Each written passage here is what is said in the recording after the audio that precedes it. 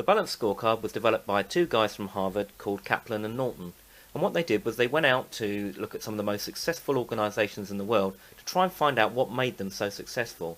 What they found when they looked at all of their research was that those top performing organisations tended to follow similar patterns and have in place similar processes. And what they found was that those organisations that had a very clear vision and strategy that was then broken down into 4 key areas, looking at different parts of the business and having measures in place for those, tended to be more successful than those who didn't have that kind of structure in place. So the Balanced Scorecard is based on having measurable goals and outcomes for your finances and your stakeholders, setting goals for operations and productivity, looking at setting goals for your learning and innovation within the organisation, and having some goals for your customers and your markets. The reason why there are 4 areas to measure is to avoid that element within some organisations where you only focus, say, on measuring just the financial performance of the organisation. So by providing these 4 different areas to focus on, creates a sense of balance within the organisation, and that's where the name Balanced Scorecard comes from. The simplicity of the Balanced Scorecard means that it's relevant to any type of business, whether that's public sector, private sector, large or small, because it's based on those very simple fundamentals of having those clear, measurable targets in those 4 key areas. So let's look at how the Balanced Scorecard works. We're looking at the first segment here, which is looking at finance and stakeholders. So what are those financial measures that this organisation is setting to achieve over the year ahead? Well, first of all, they've set some goals here about reducing their overheads by 10%. They want to create a surplus of 1.5 million in the year. They also want to reduce their purchasing costs by 20%, and they're trying to create some money to invest into a staff bonus system. The beauty of this is that each of those objectives have been put down onto paper. They're very clear, they're easy to understand and communicate, and they probably would have been put together through a process of discussion with the senior management team, perhaps also taking on board some of the ideas and thoughts from the staff as well. Let's now look at some of the productivity measures that the organisation has set for the year ahead by looking at the operations and productivity section. Well, in this example, it looks like they're trying to reduce their machine downtime because that will save them a lot of money over the period of a year. They're also trying to reduce the amount of time they spend doing rework, because of course that has a financial implication somewhere further down the line. Looking at this, they also want to reduce their sickness and absence rates, because that will be hitting their production levels. They've also set themselves a goal to produce 100 more widgets per day by the year end, and hopefully they've set that as a target without having to invest in any new equipment or people. It's purely some kind of stretch measure that they've set for the workforce. Now we're going to look at the skills-based measures that you can set within the Balanced Scorecard by looking at the learning and innovation section. This is about identifying those skills and knowledge and behaviours and attitudes and competencies that the organisation may need to take it forward into the future, and also looking at where the organisation may need to innovate or create new ideas, new products, new services. So straight away there at the top of this particular set of measures we've got that they're looking to create 2 new profitable products this year.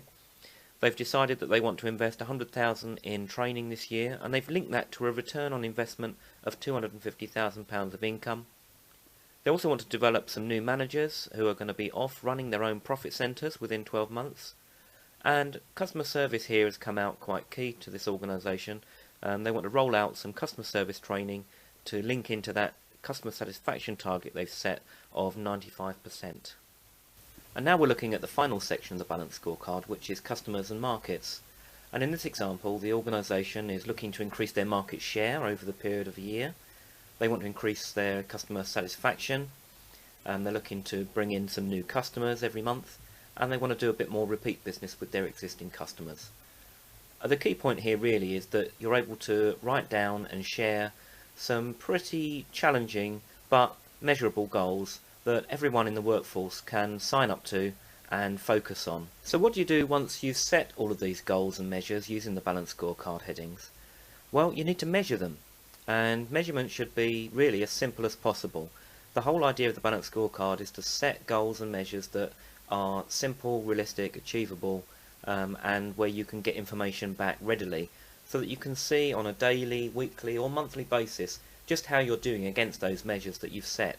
And this can be a really good motivator if you're doing very well against those measures, And if you're not doing well against those measures, then you're getting to find out as soon as possible that you're not on track.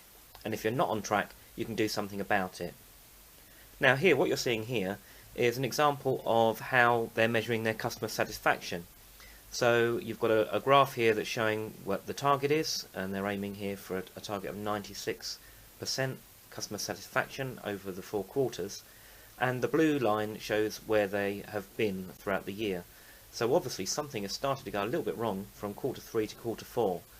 So that is a very good way of showing the senior management team and the people responsible for customer service that there is some problem happening here within the business, and they need to be looking into that. Here is another way that you could show your progress towards some of those goals that you've set using the Balanced Scorecard. This one now is looking at productivity measures. The pie chart on the left is showing you the target that was set by the business, and what they want to be doing is spending as much time as possible in making the product, being productive. They've set a target of 66% there. There are other elements in here that need to be done. There's quality control. But if you look, they acknowledge that there are going to be some errors in production. There's going to be some rework that needs to be done. There is inevitably going to be a little bit of downtime. Things don't always run smoothly. And perhaps there's going to be some repairs that may need to be done to the product as well in this situation. So they set some targets here that are quite, I think, quite challenging, but achievable for the business. Now, if you look at how they're actually doing, you'll see that they're not quite on target in a number of areas, but by using this way of measuring performance, they can see exactly where they're spending their time. And there's a lot of work there going into errors and rework. So perhaps if I was using this within my business, I'll be drilling down into that part of production to find out exactly what it is that they're trying to rework all the time, try and cut that time down and get that productivity time up from 35% up towards that 66% target that they've set. There are lots of other ways that you can measure your performance after you've set those goals within the Balanced Scorecard, but just as an overview once more, this is how the Balanced Scorecard is structured. You start off with having a clear vision and strategy for the business, and then you sit down with your senior management team, bringing on board perhaps some feedback from other managers, other departments and teams, and you create a set of goals that you can all sign up to around financial measures, around productivity and operations. You look at the learning and skills that you're going to need to develop within the business. You look at innovation and some of the new ideas that you want to come through over the next 12 months. And then you look at your position in the marketplace and look at where you want to grow your market position, how you want to delight your customers, whether you want to bring in new products, whether you want to increase your customer satisfaction, etc., etc. And all of these boxes are all interlinked because improvements in one area will inevitably have a knock-on effect in another area. And really, the Balanced Scorecard is as simple as this, and that's why it is so popular and why it is so relevant for businesses of all sizes, types, sectors, public and private. So to conclude this section on the Balanced Scorecard, I like to look at it this way. First and foremost, businesses are in business to achieve results. And if they can do that whilst also continuously improving the way that they work and the way that they delight their customers and their products and services and their processes are always improving, then that's going to be good for the business and it's going to make the business even better and more successful. And once you get to that stage, then you've got this organisational culture in place within your organisation that makes it a really good place to work, perhaps a fun place to work, and a place that is successful, and success tends to breed success and makes it a very enjoyable culture. So to achieve that then, let's sort of move backwards and look at how the Balanced Scorecard fits into this. So the Balanced Scorecard there again is about creating that vision and strategy, and then creating those goals for finance and stakeholders, customers and markets, operations and productivity, and learning and innovation. And in turn, these goals can then cascade through into specific business goals in the business plan, which can be cascaded down to departmental objectives for department heads to achieve. They can then cascade those down into individual goals and targets. They can then form the basis of any training plan if those goals mean that people will need to have new skills and new knowledge and new behaviours. And all along the way, the business should be evaluating performance on an ongoing basis using those Balanced Scorecard performance indicators to see whether or not they're on target to achieve those goals, and quickly taking action if they're not, and always celebrating if they are. That's the simplicity of the Balanced Scorecard, and that's why it's so popular.